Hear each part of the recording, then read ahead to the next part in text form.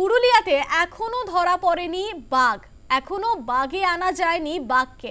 পুরুলিয়ায় গত কয়েকদিন ধরে যে আতঙ্ক তারা করে বেড়াচ্ছে গ্রামবাসীদের, সেই ছবি আজও একই রকম। এখনো পর্যন্ত বাঘের ভয়ে কাঁটা গ্রামবাসীরা। রাতের অন্ধকারে রায়কা সংলগ্ন ভারাড়ি পাহাড়ের জঙ্গল থেকে এক লাফে জাল ডিঙিয়ে পালিয়ে গিয়েছে বাঘ।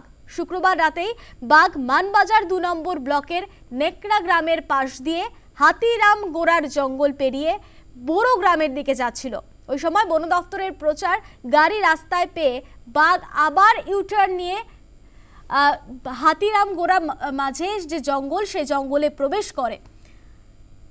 যদিও সকালের দিকে সেখান থেকে নেকড়ে গ্রামের পাশে থাকা বেলডুংরি পাহাড়ে আবারও ঢোকে এবং একের পর এক জায়গায় কিন্তু চলে যাচ্ছে এই বাঘ।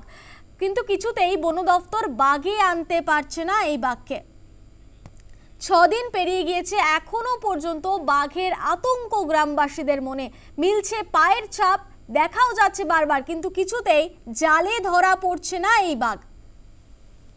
ফোনে রয়েছে প্রতিনিধি সোমনাথ কুম্ভকার। সোমনাথ, কি জানা যাচ্ছে?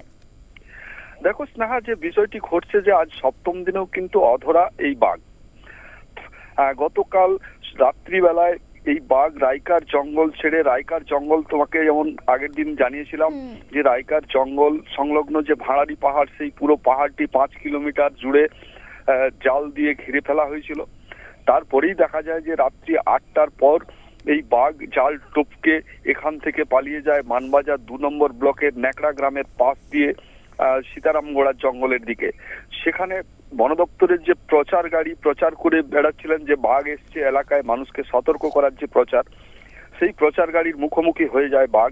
তারপরেই বাঘ সেখান থেকে আবার ইউটার্ন নিয়ে আবার সেই রায়কার জঙ্গলে প্রবেশ করেছে। যেটা বন দপ্তর কাছ থেকে জানা যাচ্ছে যে বন দপ্তরের যে ট্র্যাপ ক্যামেরা লাগানো রয়েছে, সেই ট্র্যাপ ক্যামেরায় ভোর ৩:২৫ নাগাদ বাঘের এই পাহাড়ে ফিরে আসার ছবি কিন্তু তাদের ক্যামেরায় ধরা পড়েছে। অন্যদিকে এই সমস্ত গ্রামগুলোতে মাইকিং করে যে স্কুলগুলো রয়েছে সেগুলোকে আপাতত বাঘের আতঙ্কে বন্ধ করে দেওয়া হয়েছে। পাশাপাশি গ্রামে প্রচুর আতঙ্কের একটা পরিবেশ তৈরি হয়েছে।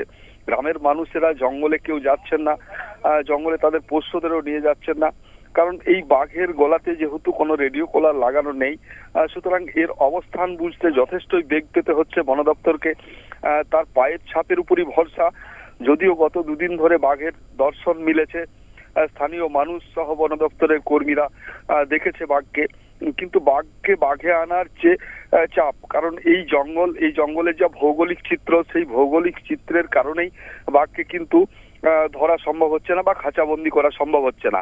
সুতরাং এখান থেকে যদি ছোট কোনো জঙ্গলে তাকে তাড়া করে নিয়ে যাওয়া হয়, সেখানে হয়তো ধরা পড়তে পারে। সেই রকম বিষয় নিয়ে কিন্তু বন দপ্তরের সকাল সন্ধে বিভিন্নভাবে তাদের বৈঠক চলছে। এখনো এই মুহূর্তে বন দপ্তরের শীর্ষ আধিকারিকেরা এসছেন, সিসিএফ এসছেন, মুখ্য বনপাল আছেন, জেলার ডিওফোরা আছেন, পার্শ্ববর্তী জেলার বন দপ্তরের যে আধিকারিক তাদেরকেও নিয়ে আসা হয়েছে।